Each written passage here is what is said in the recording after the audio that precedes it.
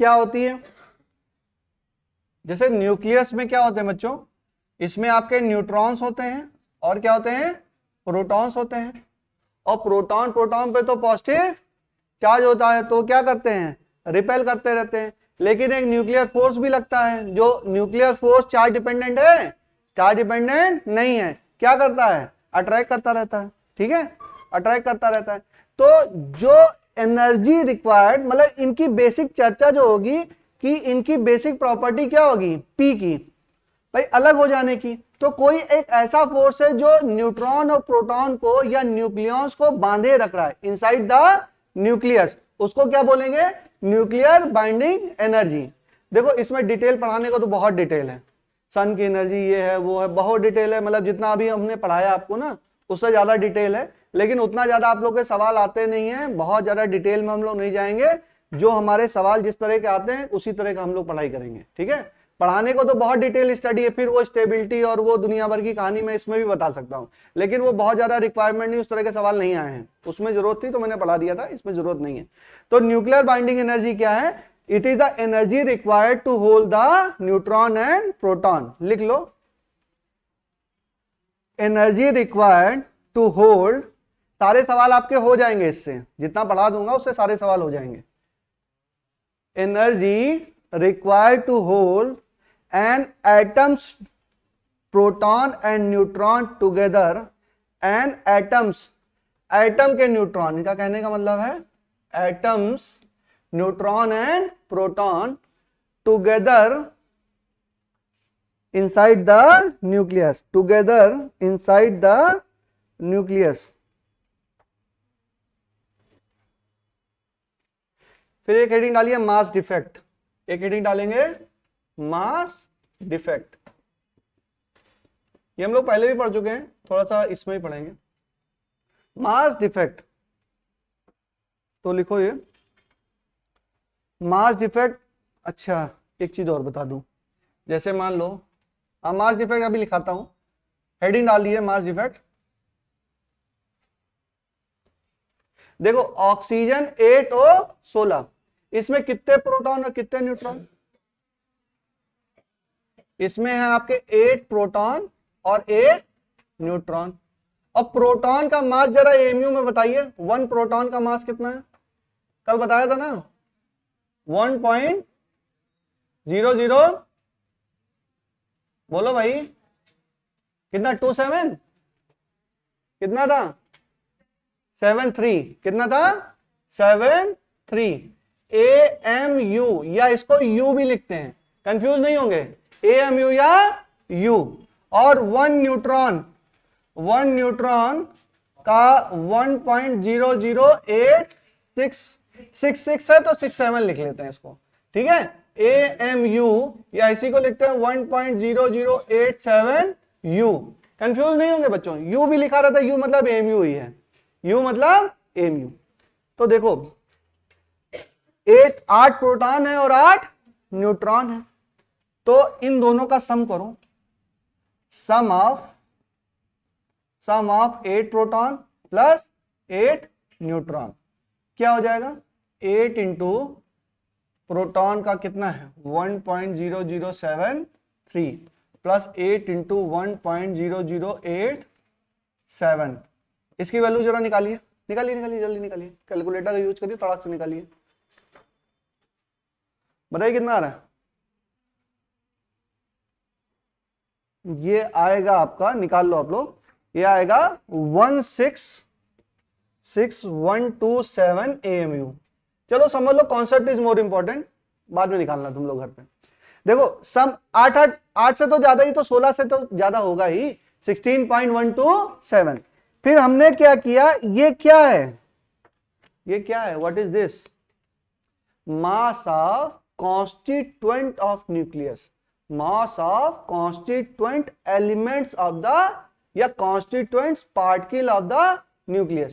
Nucleus में कितने proton और कितने न्यूट्रॉन, 8 प्रोटॉन और 8 न्यूट्रॉन। अगर मैं 8 प्रोटॉन के मास का सम करूं और 8 न्यूट्रॉन के मास का सम करूं तो कितना आया 16.127 AMU। अगर 8 प्रोटॉन और न्यूट्रॉन को मैं अलग अलग रखता और उनको सम कर देता तो कितना आता, हाँ लेकिन जब मैंने मास स्पेक्ट्रोग्राफी से, कोई इंस्ट्रूमेंट होगा, कोई प्रोसेस होगा, मास स्पेक्ट्रोग्राफी से जब ऑक्सीजन के न्यूक्लियस की मैंने स्टडी की, मास स्पेक्ट्रोग्राफी से मैंने कहीं पर इसकी ऑक्सीजन, ये हम लोग क्या निकाल रहे हैं, न्यूक्लियस का ही तो है मास है, ये क्या है, न्यूक्लियस का मास। तो यहां पर हमारा आया 15.994, कितना आया, मास ऑफ ऑक्सीजन न्यूक्लियस आया आपके पास 15.99493। ये क्या आया, मास ऑफ, हाँ, मास ऑफ न्यूक्लियाई मान लो, मास ऑफ ये इसका क्या आया, न्यूक्लियाई। अब देखो मास क्या आ रहा है, कम, तो मास डिफेक्ट कितना हुआ, मतलब इसका मतलब कि कुछ एक मास जो होगा वो एनर्जी में कन्वर्ट हो गया होगा, कुछ एक मास जो होगा वो एनर्जी में कन्वर्ट। भाई 8 प्रोटॉन और 8 न्यूट्रॉन जब अलग अलग थे तो इनका मास कितना था, 16 पॉइंट समथिंग। जब ये साथ में आए तो कुछ मास डिफेक्ट आया, वो एनर्जी ये निकल गई, तो वो जो एनर्जी निकली वही एनर्जी इनको बांधे भी रख रही है, वही एनर्जी इनको बांधे, उतनी एनर्जी इनको दे दो, एनर्जी कम हो गई ना, मास निकल गया तो एनर्जी रिलीज हो गई, अब एनर्जी क्या हो गई, कम हो गई। तो वही एनर्जी अगर आप सोचें तो इसको क्या है, बांधे रख रही है, और उतनी एनर्जी दे दोगे तो ये क्या हो जाएगा, फिर से टूट जाएगा, फिर से क्या कर जाएगा, टूट जाएगा। तो energy required to bind the neutron and proton और nucleons inside the nucleus is known as binding energy of the nucleus. It depends upon the mass defect. Mass defect कैसे निकालेंगे, mass defect is sum of the masses of constituent minus mass of the nucleus. Mass defect is sum of the masses of the constituent of the nucleus minus mass of the nucleus. वहां से हम क्या निकाल लेंगे, delta M, और delta M into सी square निकाल लेंगे तो क्या बन जाएगा, एनर्जी, और डेल्टा एम इंटू सी स्क्वायर, इसका डायरेक्ट फॉर्मूला भी हमने पढ़ा है, डेल्टा एम इंटू 931.5 एमईवी। तो कर देंगे, अगर डेल्टा एम एमयू में रख रहे हैं तो 931.5 से मल्टीप्लाई कर देंगे तो डायरेक्ट मिलियन इलेक्ट्रॉन वोल्ट में क्या आ जाएगी, एनर्जी आ जाएगी। कर लेंगे, डायरेक्ट सवाल आता है बच्चों। चलिए, तो मास डिफेक्ट थोड़ा हम लोग निकालते हैं। अच्छा, यहां पे हो गया, इतना लिख लो।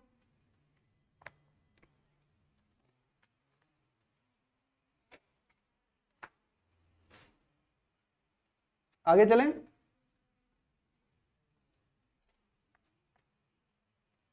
ये आपको केवल समझाने के लिए बता रहे थे कि मास डिफेक्ट का थोड़ा सा अंदाजा आपको लगना शुरू हुआ ना।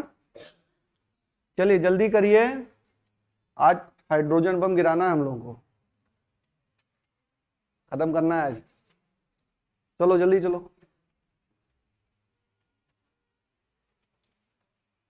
लिखिए मास ये हो गया, मिटाल दूं मैं, हो गया बेटा, पीछे बताओ, बोलो हो गया। चलो लिखो मास डिफेक्ट क्या होता है, मास डिफेक्ट बराबर सम of masses of constituent of nucleus minus mass of nucleus. Sum of masses of the constituent of nucleus. अच्छा, क्या क्या रहता है बताओ, इसके अंदर क्या क्या रहता है न्यूक्लियस में, प्रोटॉन और न्यूट्रॉन। अच्छा, नंबर ऑफ प्रोटॉन कहीं पढ़ा है, किसके बराबर होता है, एटॉमिक नंबर। नंबर कितने प्रोटॉन होंगे, एटॉमिक नंबर के बराबर। तो Z इंटू MP लिख दूं, कुछ गलत तो नहीं है, Z इंटू MP क्या हो गया, मास ऑफ प्रोटॉन। अच्छा, मास ऑफ न्यूट्रॉन निकालने के लिए देखो कुछ लिख रहा हूं, बताना सही कि गलत है। a minus Z into M N, देखो सही है क्या? a माइनस ए मतलब क्या? मास नंबर, मास नंबर में neutron plus proton, neutron plus proton में से प्रोटॉन चला गया तो क्या आ गया? Number of neutron. तो a माइनस जेड इंटू, याद नहीं करेंगे, ये याद करेंगे, ये अपने आप लिखेंगे ना, ये नहीं याद करने लगना कि बस इसको याद करने लगो। ये क्या हो गया टोटल बताओ? This is mass of the constituent of the nucleus minus mass of nucleus, कुछ दिया हुआ है, मास ऑफ न्यूक्लियस आपको वैल्यू दी होगी, कैपिटल एम से रिप्रेजेंट कर दो इसको। ये एक्सपेरिमेंटल वैल्यू है, ये आपको क्वेश्चन में दी होगी, स्पेक्ट्रोग्राफी करके या कोई एक्सपेरिमेंट करके उन्होंने मास ऑफ द न्यूक्लियस निकाल के रखा होगा। तो ये m क्या है? Mass of nucleus. बाकी ये आप निकाल सकते हो। अगर ये आ गया तो एनर्जी क्या हो जाएगी? एनर्जी बोलो, एनर्जी बराबर डेल्टा m इंटू सी स्क्वायर, या इसको कह सकते हैं delta m into 931.5 million electron volt. जब डेल्टा m किस में रखा है? AMU में रखा है। अगर डेल्टा m मान लो केजी वेजी में दे रखा है, कंफ्यूज नहीं होंगे, केजी में दे रखा है तो सी स्क्वायर से मल्टीप्लाई कर देना, उसमें वैल्यू निकाल देना, ठीक है? तो केजी में देने का सवाल ही नहीं उठता, क्योंकि किसका मास है ये? प्रोटॉन का है, न्यूट्रॉन का मास है, केजी में कहां से दे देंगे? लेकिन फिर भी मान लो दे दिया, होता तो है ही मतलब केजी में, लेकिन जनरली इसकी स्टडी नहीं करते हैं। तो ये जो है बच्चों व्हाट दिस ई, अब इसके लिए एक टर्म आ गया, ये जो ई है ये क्या है? ये है बाइंडिंग एनर्जी, इसकी क्या बोलेंगे? ईबी। क्या बोलेंगे इसको? ईबी। दिस ईबी बराबर डेल्टा एम इंटू सी स्क्वायर। ईबी क्या है?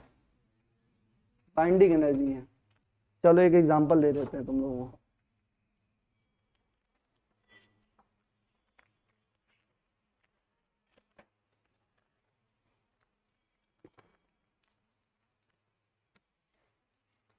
देखो बाइंडिंग एनर्जी का मतलब ये है कि कोई भी मतलब न्यूक्लियस जो है कितनी अच्छी तरीके से क्या है?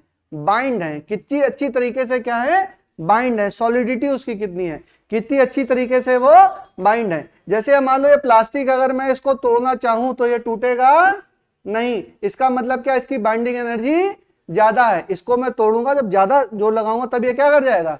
टूट जाएगा। तो इसकी बाइंडिंग एनर्जी क्या है?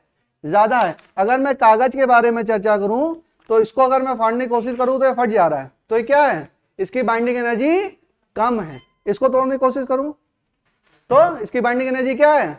ज्यादा है। बात समझ में आ गई? तो बाइंडिंग एनर्जी शब्द समझिए, binding energy is the measure of how well the nucleus is combined together, how well the nucleons are bind together.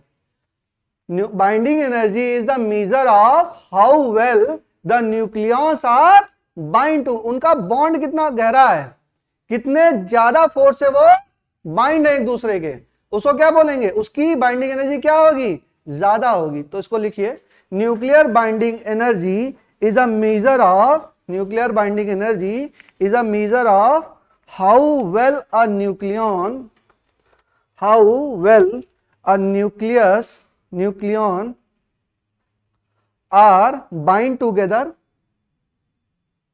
how well the nucleons are bind together or bind together, बस इतना ही लिख लो, bind together।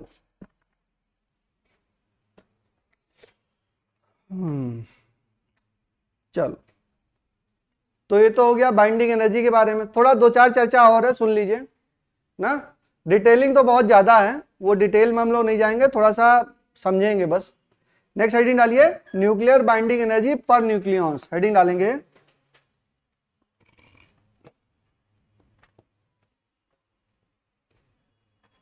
Nuclear binding energy per nucleons.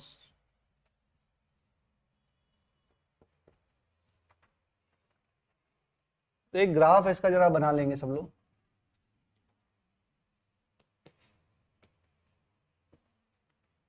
पचास,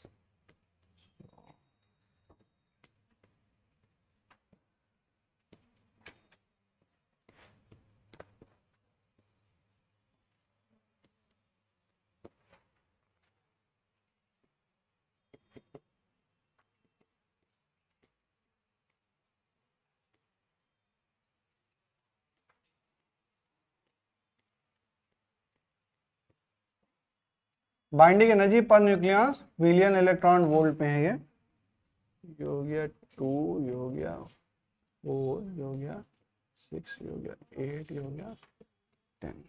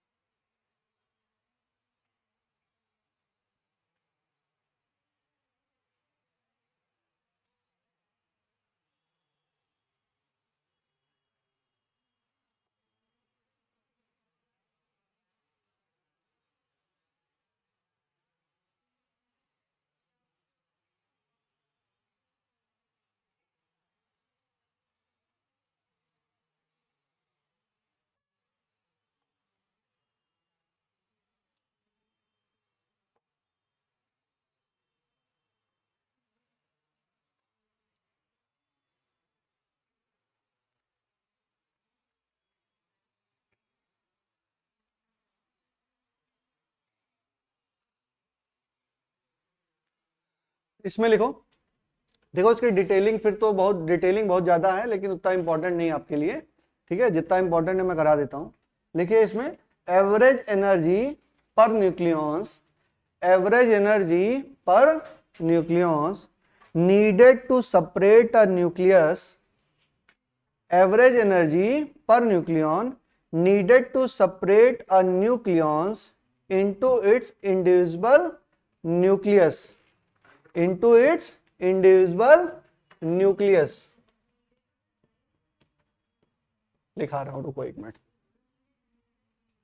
average energy per nucleon needed to separate a nucleus into its indivisible nucleons, average energy per nucleons needed to separate a nucleus into its indivisible nucleus, nucleus नहीं nucleons, nucleons मतलब proton plus neutron. It is denoted by EBN, it is denoted by EBN।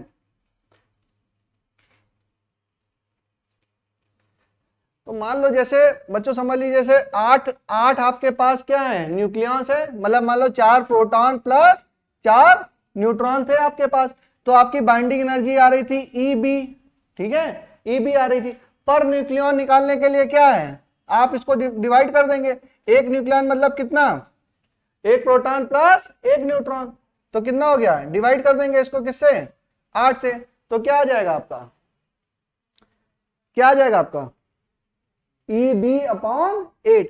मतलब per nucleon निकालने के लिए क्या करेंगे, divide करें, number of nucleon से क्या कर देंगे, डिवाइड कर देंगे, तो क्या आ जाएगा, पर बाइंडिंग एनर्जी पर न्यूक्लियन कितने हैं इसके, 8 है, तो नंबर ऑफ जो बाइंडिंग एनर्जी पर न्यूक्लियंस होगी EB/8, EB/8, ठीक है। अब समझो, अब होता क्या है कि जो लाइटर न्यूक्लियाई होते हैं, या ये ग्राफ है, ये क्या है, ग्राफ। आपने देखा होगा एक फ्यूजन रिएक्शन देखा होगा, एक फिशन रिएक्शन देखा होगा। फ्यूजन में क्या होता है, दो लाइट न्यूक्लियाई क्या होते हैं, कंबाइंड होते हैं, एक हैवी न्यूक्लियाई को बनाने के लिए, ठीक है। तो कोशिश क्या करते हैं, बाइंडिंग एनर्जी पर न्यूक्लियन है, तो लाइटर न्यूक्लियाई होती है उनकी बाइंडिंग एनर्जी, देखो मास नंबर क्या है, बहुत ही कम।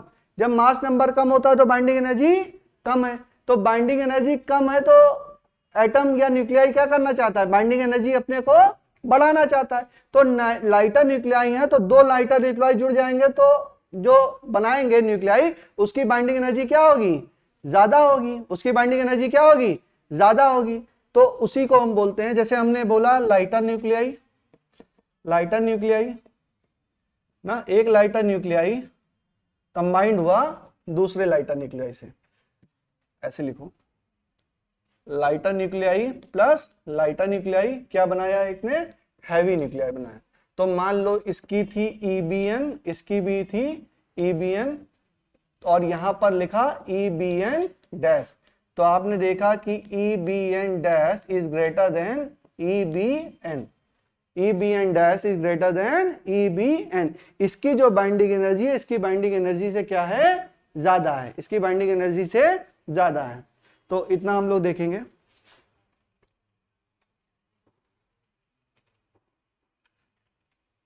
इसमें एक दो चीज लिख लीजिए, जैसे देखो यहां पर क्या है, यहां पर बाइंडिंग एनर्जी आप देख रहे हैं कि क्या है, कम है, यहां पर बाइंडिंग एनर्जी कम है, और जब हम मास नंबर 250 से ज्यादा जाते हैं तो भी बाइंडिंग एनर्जी क्या हो जाती है, नीचे आ जाती है। तो इसके रिस्पेक्ट में क्या हो जाती है, कम। भाई यहां से कंपेयर करेंगे तब तो ज्यादा ही लगेगी, लेकिन इसके जस्ट पीछे से क्या हो जाती है, कम हो जाती है। तो यहां पर भी जो एलिमेंट होते हैं वो अपनी बाइंडिंग एनर्जी को बढ़ाना चाहते हैं, वो भी अपनी बाइंडिंग एनर्जी को बढ़ाना चाहते हैं। तो बाइंडिंग एनर्जी बढ़ाएंगे कैसे, वो भी कंबाइंड होना चाहते हैं, ठीक है। चलो भी देखते हैं कैसे होगा। तो एक बात ये लिखिए कि लाइटर, फर्स्ट लिखिए लाइटर न्यूक्लियाई, जो लाइटर न्यूक्लियाई हैं उनके लिए EBN क्या है, EBN is less, EBN is less.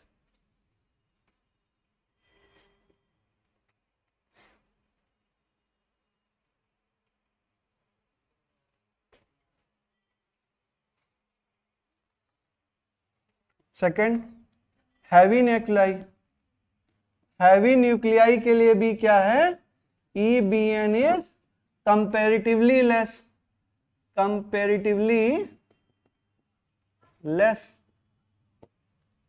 EBN is comparatively less.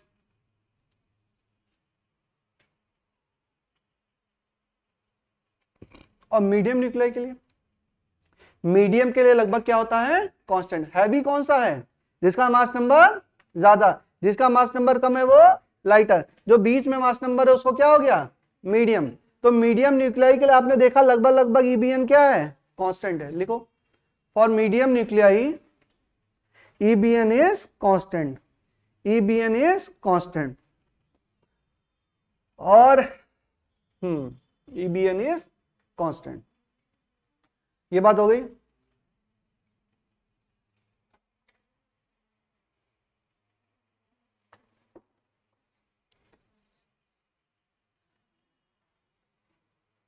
देखो बहुत इसकी एग्जैक्ट एनालिसिस बताने में बहुत ज्यादा समय लगेगा, इसीलिए शॉर्टकट में बताया जा रहा है, समझिए। देखो जब इसकी लाइटर न्यूक्लियाई की हम बात कर रहे हैं ना, जैसे मान लो लाइटर न्यूक्लियाई है प्लस लाइटर न्यूक्लियाई, दो लाइटर न्यूक्लियाई मिले और बना दिया आपका क्या, हैवी न्यूक्लियाई बना दिया। तो हैवी न्यूक्लियाई की EBN डैश, और यहाँ पे क्या है EBN, तो EBN dash is greater than EBN। तो यहाँ पर एनर्जी ज्यादा, यहाँ पर एनर्जी कम है, इसका मतलब एनर्जी क्या हो रही है, रिलीज हो रही है, एनर्जी क्या हो रही है, रिलीज हो रही है। कौन सा रिएक्शन है, ये है फ्यूजन की फ्यूजन, फ्यूजन, फ्यूज मतलब ये फ्यूजन है,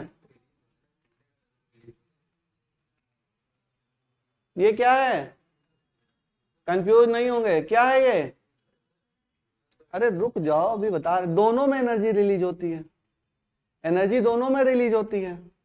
रेडियो एक्टिव सैंपल है, वो जब यूरेनियम टूटता है तो एनर्जी को रिलीज करता है, और सन में क्या हो रहा है, फ्यूजन हो रहा है, तो एनर्जी तुमसे ले रहा है। सन में क्या हो रहा है, फ्यूजन, तो भी तो एनर्जी दे रहा है कि ले रहा है, ले रहा होता तो वहां बर्फ जमी होती, वो दे ही तो रहा है, फ्यूजन या फिजन दोनों में एनर्जी क्या हो रही है, रिलीज हो रही है, एनर्जी दोनों में रिलीज होती है। फ्यूजन, फ्यूजन मतलब जुड़ना, किसी चीज को फ्यूज टुगेदर, फ्यूज टुगेदर मतलब क्या होता है, जुड़ना। आजकल तो फ्यूजन म्यूजिक, फ्यूजन फूड आते हैं, बोलते हैं ना कि दिस इज फ्यूजन फूड। दो अलग अलग फूड का क्या है, जैसे पिज्जा और बर्गर को फ्यूज कर दिया, पिज्जा बर्गर बना दिया। आजकल अलग अलग फ्यूजन चल रहे हैं, तुम लोग देखे होंगे, अरे इसी दुनिया में रहते हो ना। फ्यूजन शब्द नहीं जानते हो, फ्यूजन का मतलब क्या है, फ्यूज टुगेदर। तो ये जो है दोनों लाइट न्यूक्लियाई को क्या कर दिया गया, फ्यूज कर दिया गया ना। तो क्या बन गया आपका एक, ये है फ्यूजन रिएक्शन, ये है फ्यूजन रिएक्शन। चलो इतना लिखो, अभी आगे बढ़ाते हैं। ये है फ्यूजन रिएक्शन। कौन सा फ्यूजन, न्यूक्लियर फ्यूजन। क्या है ये, न्यूक्लियर फ्यूजन।